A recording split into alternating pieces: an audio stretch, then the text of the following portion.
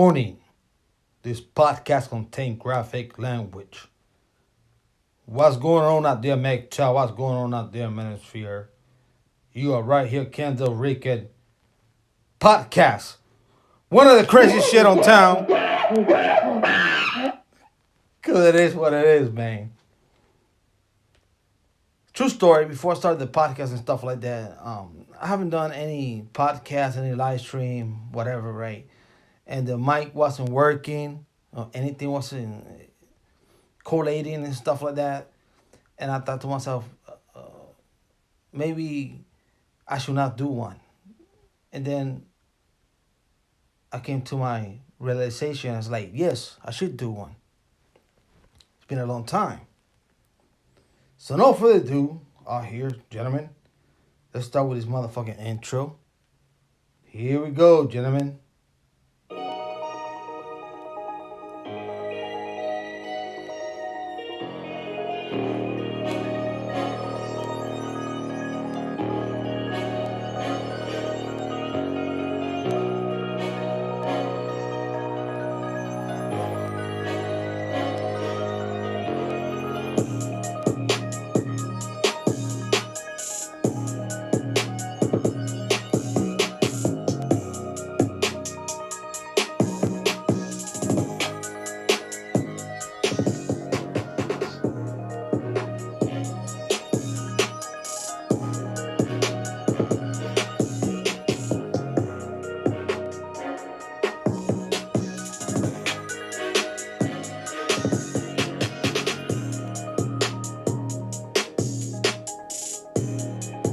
I'm just testing the waters, testing the equipment and shit like that, how the quality sound is going to play out.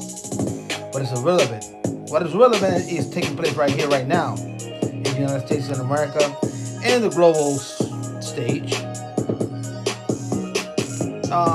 When I decided to put these live streams, so I decided, listen, I'm just going to talk whatever the fuck I want to talk about. MGTOW related, not related, or what is happening or not happening, because I do believe on the First Amendment, freedom of speech. And it's late out here in the Pacific Northwest. It's snowing and it's fucking cold like the witch's titty on Halloween. You know, I was contemplating, I was like, should I do a podcast or not? And then at the end of the night, I decided, you know what? Let's rock this motherfucker. Why not? What the fuck not? We men going our own way and doing our own shit. You know? I don't even know how to start the podcast, to be honest. I don't know how, which angle to go about, to be real.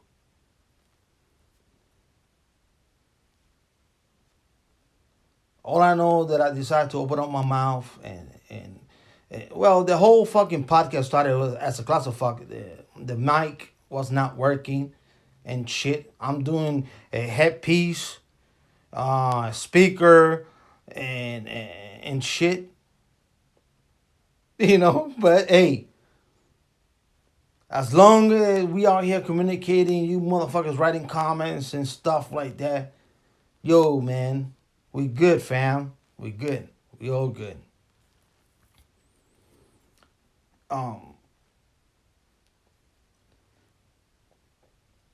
It's so many moving parts going on as we speak on a global scale. To be real, you know, I don't even know how to start about. Right? You got out there, Germany's all fucked. Out there in Germany's fucked. They be having a recession for the last year and a half or so. Go check out China. Out there at the malls and stuff like that. Go check out China videos and stuff like that. Go out there and Rumble, YouTube or whatever, and go check out these the Chinese economy and stuff like that. How that shit has been collapsing, dude. Man, this shit is so fucking crazy that the Chinese, they're packing up the libraries because they can get free internet. And not only that, because they got Starbucks out there. They can't even afford a cup of coffee in Starbucks and get the free internet. And they hiding from their wife or the other significant others or the family and shit like that. And they're spending time 8 hours at the library. No shit, man. No fucking shit. I was like, when I saw this video out there, I was like, Jesus Christ.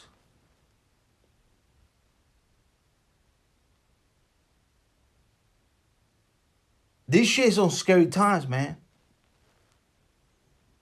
Scary, but not really. Not for me. I ain't scared of shit. I don't give a fuck. I don't give a fuck, man. But will everybody gonna affect it by it? Of course it is.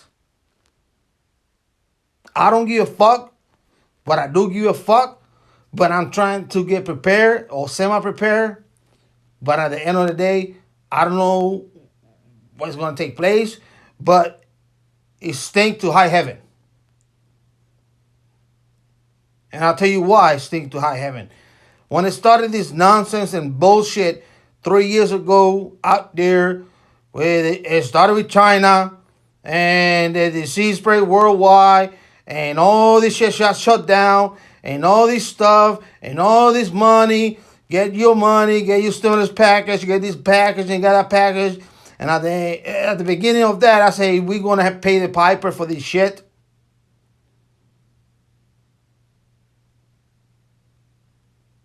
We will pay the piper for this shit.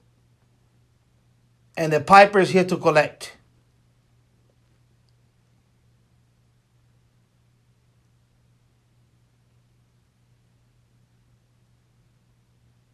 You got to give back to what the devils do. Real talk. Real motherfucking talk, man.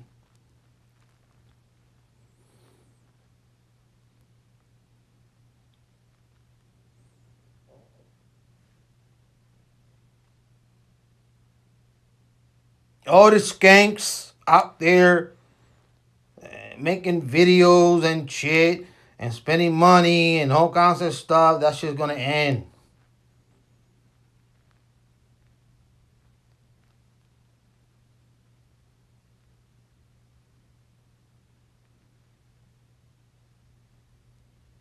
All these cucks out there doing nonsense and bullshit in TikTok and all kinds of outlet out there and shit. The resources are gonna demolish. You have to be witty with this situation. You have to allocate your capital the best way possible that you can with one man income. All right? And my demographic is men. And I've been saying this for the last 3 years. You got $20. Invest it. Something that you believe. You believe in this. You believe in that. Set it and forget it. $20 get you at the door, just like the club. Set it and forget it. You got $25, $30. Buy yourself a silver coin. Something. Set it and forget it. You got $50. Buy something that you believe.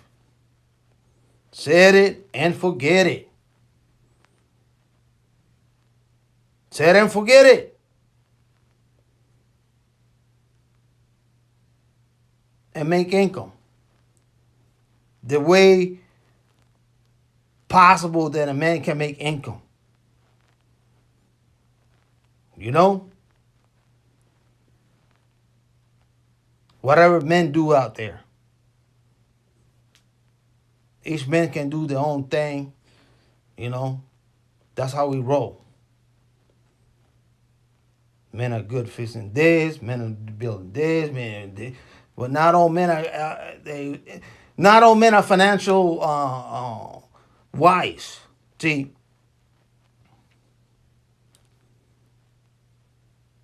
I'm gonna give myself an example for you fellas out there. Okay. When these pandemic took place, at the beginning, I knew this was about money. And I was working at the auto store. And not only working at the auto store, but I also was doing my side hustling, delivering this, delivering that food and shit like that, right? And nobody wanted to do anything back then. So I'm thinking to myself, fuck, this is money. Let me take this money. And I have so much capital and stuff like that. And what I'm gonna do with this much capital and stuff like that? Well, guess what? I'm gonna spend 100 here, 100 there, 100 there, there, boom, boom, there.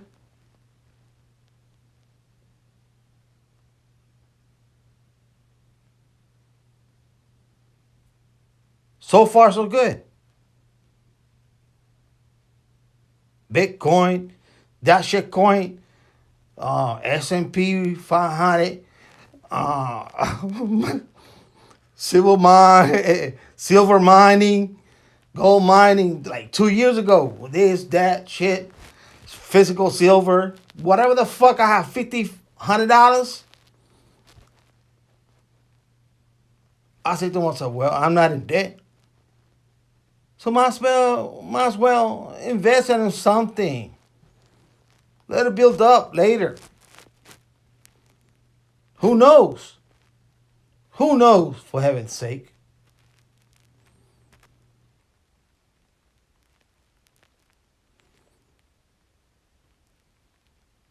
Now, I do have a few grand on Bitcoin because I do believe on the Bitcoin philosophy and stuff like that.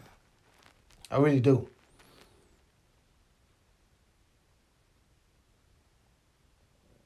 Now, do I understand Bitcoin? I really do. I understand, and I know the mechanism how it's supposed to work. Bitcoin is a saving mechanism. That's it. You can exchange it. You cannot do this. It's a saving mechanism. This motherfucker can go to $70,000 to like $20,000 in 1 week or 2 weeks.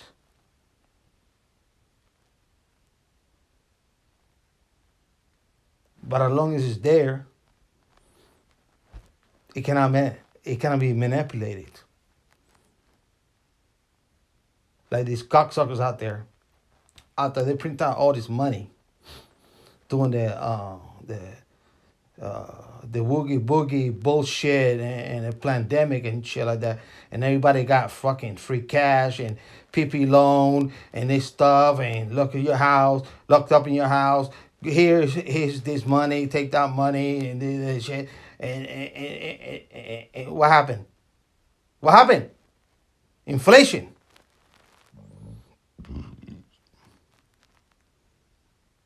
We're still paying the piper for inflation. I knew it right away. If you understand a little bit how, listen, a little bit what they teach you a little bit of economics in high school, you get it.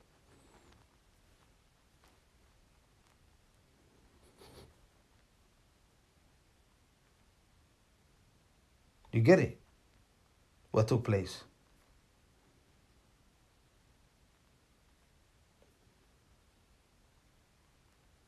All these cocksuckers out there, all this big pharma, they fear mongering, the poor mongering, and this and that.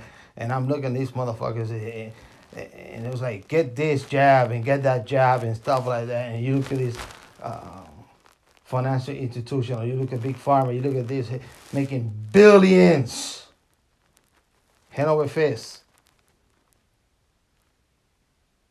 Not only them, but the government say, hey, motherfucker, do not go to church. Do not go to synagogue. Do not go to the mosque. Do not worship. Stay out there because there is a fucking boogeyman out there. The virus is going to kill you motherfuckers. It was lie, deception. The biggest psychological warfare in humanity kind. My belief. At least for the last 100 years. The biggest psychological warfare they did on a global scale. And how many people win with it. It was amazing, surprising how I was shocked by it. I was shocked by it at the time. When I went to work and the freeway is just no fucking car where everything every day is a bottleneck and shit. And I thought to myself, did I got left behind here?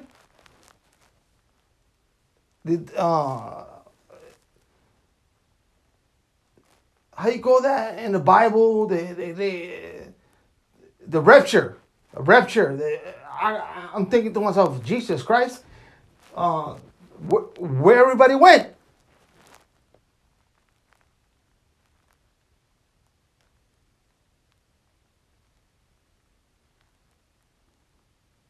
When I'm driving to work,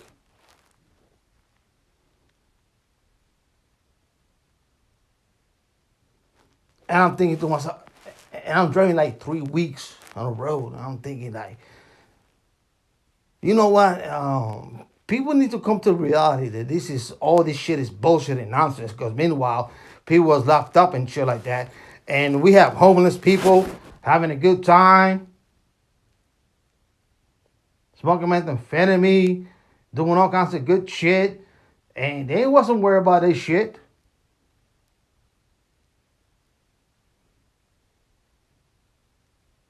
That was my first,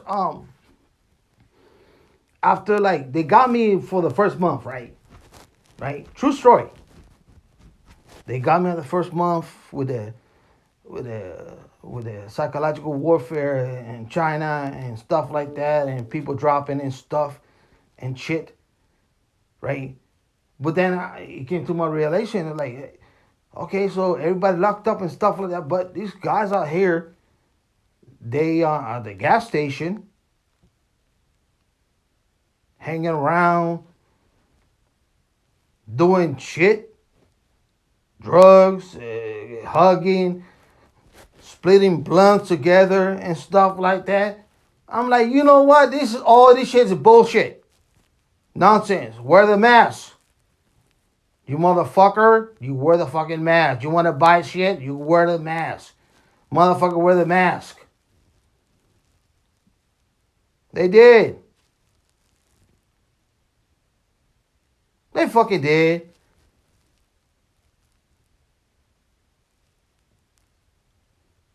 I refuse to wear that motherfucker.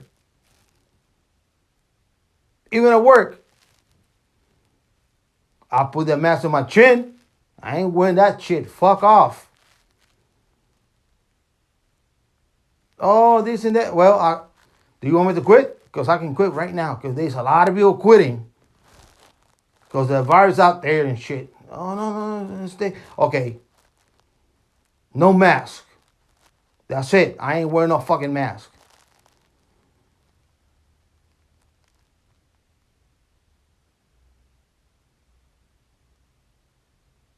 Real story. Listen, gentlemen. What they did to us 3 years ago, or almost 4 years ago,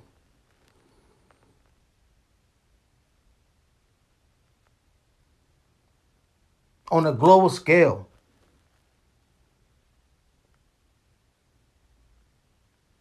Horrendous. Horrendous.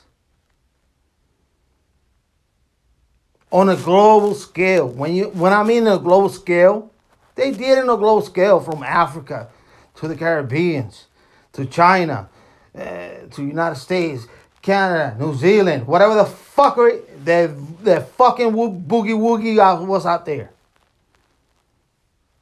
The silent killer. They fuck with people's psychic. They fucking did, man. They did.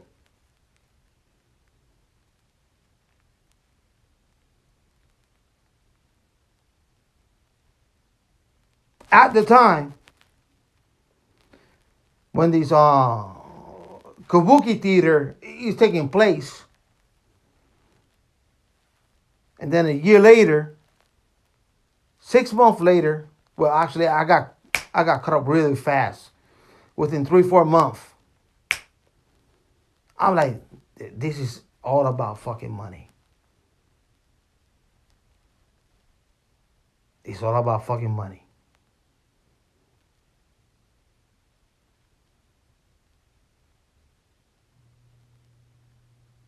You cannot tell me that this virus was so fucking scary.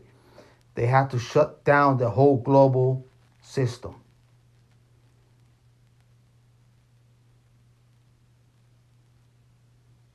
That's when I knew and saw and witnessed where your barbershop, they can cut no hair. Their salon cannot be open. The church cannot be open. This cannot be open. And anything that can produce capital on a small scale, no. Shut the fuck up. Take this little PP money, whatever. Go. Meanwhile, the big changes out there, the Walmart, the Targets, the Amazon, the Alibaba, the whatever, making hand over fist.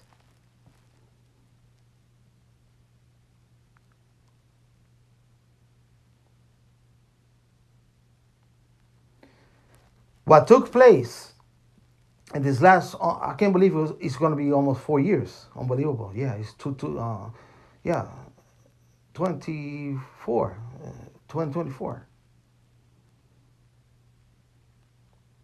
This is something that you have to tell the people.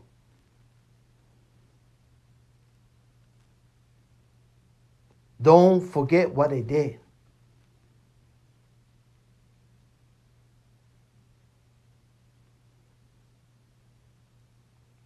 What they did to the people on a global scale.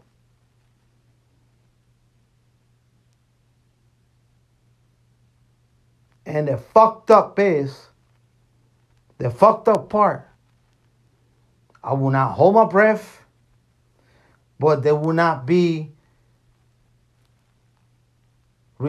responsibility or accountability for these people that did that to us.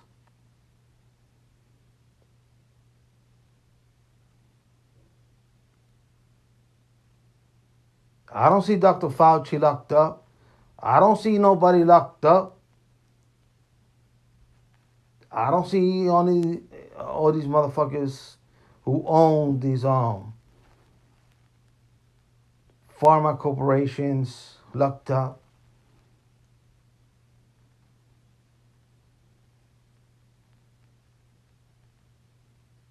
And they won't. To be real, they will not. Then, are you fucking kidding me? They will not.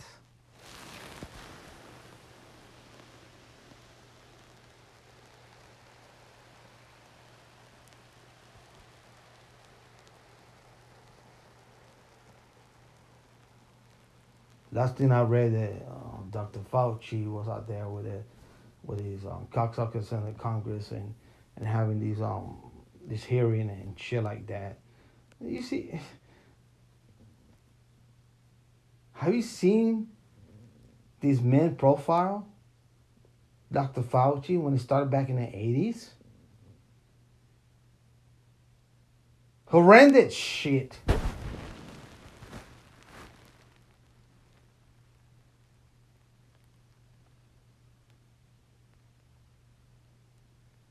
See, I'm not talking out my ass because I'm looking at this stuff when it was happening. And when this thing was happening, my fucking brain is going like here, there. What is the probability of survival rate? What is this? What can do this? What can do that? And so on and so forth. You know, at the time, they can fear me. They can bring fear on me. Fear on me? No, fuck that shit.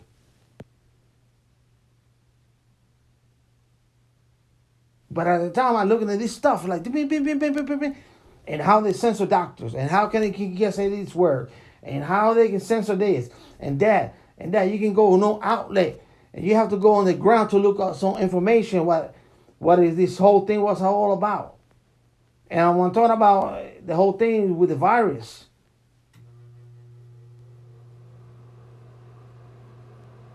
Gentlemen, please do not forget what it did to us. For heaven's sake, I don't know how many of you men out there got that injection. I don't know what is the side effects of it. I know the numbers on a global scale has been affected by it. But I got to thank God. I got to thank my judgment to say no. I'm not going to put that shit on me because I don't know what it is. We don't know the side effect of this injection for the last at least 10 years from now. To be real. But the early side effects are showing up right now, so to speak, within the last 3 years. Early side effects. Who knows the long-term side effects? When you give immunity to the government to say, you know what? Oh, the immunity to the big pharma to say, you know what? If there's some crazy side effects, well, guess what? We don't know. We don't have to pay up. We don't have to pay up. Is it for you? You see what I'm saying? The game is rigged. It was rigged back then, and I saw that bullshit. You cannot bullshit a bullshitter.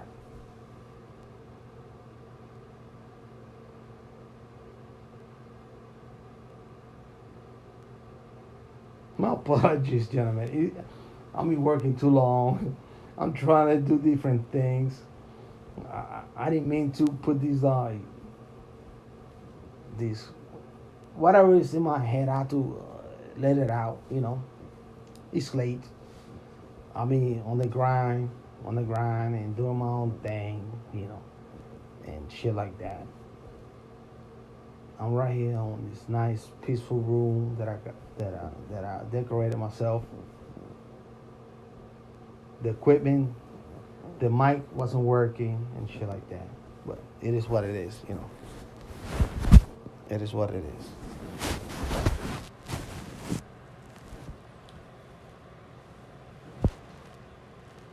Well, gentlemen, let me see if I got something out here on these. Oh, let's see here. Maybe I can end up the live stream with this thing. We can end it up with a little MGTOW shit. Just bear with me because I'm working with 3 devices and they're all, one of them is like, there you go, the battery's low and stuff like that. I don't have fancy equipment and shit like that. So let's see what KDR got out here, the video so we can close this podcast. You can never go wrong with Bar. And I did what they call a remix, and this was like 5 6 years ago, 5 6 years ago with Bar, and it came out pretty cool, in my point of view. So let's rock this joint here. Let's see here. Oh, let me play. Let me hook up the speaker here, for heaven's sake. There we go. Bear with me, gentlemen. Maestro. This is not a test. This is your emergency broadcast system announcing the commencement of the annual purge sanctioned by the U.S. government. Well, gentlemen, like I always say, peace, stay MGTOW. Let the universe be with you. Bar and KDR5 to end up the live stream.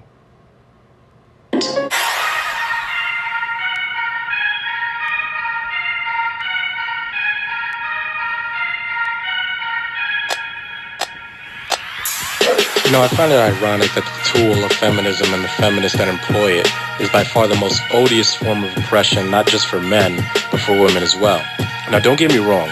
Men suffer far more under the iron curtain of Marxist feminism, but for some odd reason, women seem to be more miserable than ever. And that's because the worst thing Western women could have done is to bog themselves down in the tar pits chasing the feminist fantasy that speaks to the very worst parts of the female psyche. Indeed, the entire reason that women have been such a privileged class throughout history is because only the good parts of her nature were displayed openly in society for everyone to see. Feminism, for the first time possibly in recorded history, has allowed Western women to show their true nature, and it's the worst possible thing they could have done for themselves, because now the physical beauty of women comes as a double-edged sword of documented and well-known unbridled greed, manipulation, and toxicity. And not since the days of Samson and Delilah have men been so keenly aware of the destruction and havoc women can visit upon them. And so now, women can no longer fetch the admiration and devotion of men in any meaningful way. Men aren't amazed or awestruck when we look at women. Men are suspicious and cautious and frankly want as little to do with women as possible. And when men want as little to do with something as possible, we strip down our interaction with it to the necessities, which means that men generally only want to be around women for as long as it takes to fuck them. And feminism and the women who practice it are to blame, not men. Feminism made women absolutely unbearable to be around and impossible to form lasting bonds with, and so by default, men categorized you as nothing but the very sex objects feminists claim the patriarchy labeled you as. That's why the Western woman is so intent on making sure everybody notices her outfit that showed just enough ass and tits for plausible deniability. At work, on the street, in the supermarket, at the DMV, at Blockbuster, and everywhere else. Because sex is all they are. They have nothing else. Ass and tits and painted up faces that make them look like clowns and heels that make them look taller than what they really are. That's all they have left. Now, some of the more perceptive Western women are starting to realize the size and scope of the trap they've been tricked into laying for themselves, but it really doesn't matter whether they see it or not, because for the first time, men are on that sticks a collective middle finger in the faces of Western femdom as a whole and tells them that this time, you're digging yourselves out of your own mess. The manginas that haven't figured out how much the very women they grovel to despise them aren't going to save you. You may have government catching you with their safety nets, but in reality, all they can really do for you is throw more money at the symptoms of your misery. The feminist governments in the West are so good at hiding the fact that they're such a huge part of the cause of the Western woman's sickness that she believes government to be the cure for it.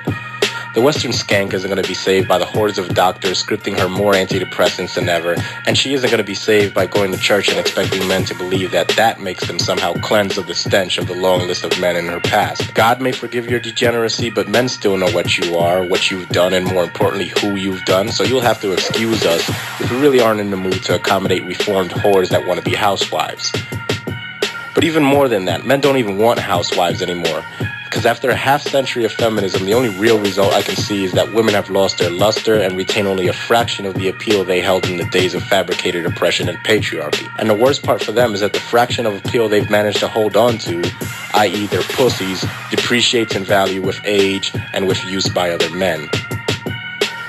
It's truly a sad state of affairs for Western women, but I can't say I really feel sorry for him, and that's because there's a new species of man emerging from the primordial ooze of the gender war. The post-feminism man, a type of man that terrorizes feminists because he refuses to serve, he refuses to bow, and he does what he wants to do. The post-feminism man isn't worried about pleasing women because he sees any woman that isn't pleased with him as insignificant. He has a hair trigger mechanism ingrained into every fiber of his being that simultaneously and reflexively identifies and detaches him from any female he's involved with that gives him even one iota of feminist bullshit. He doesn't uphold, maintain, or pursue relationships. He's seen enough relationships to know that the ship is sinking. He isn't a partisan. He understands the futility of believing that the White House or the halls of Congress or Parliament or wherever his politicians conduct business are anything other than the ground zero epicenters of feminist power and influence.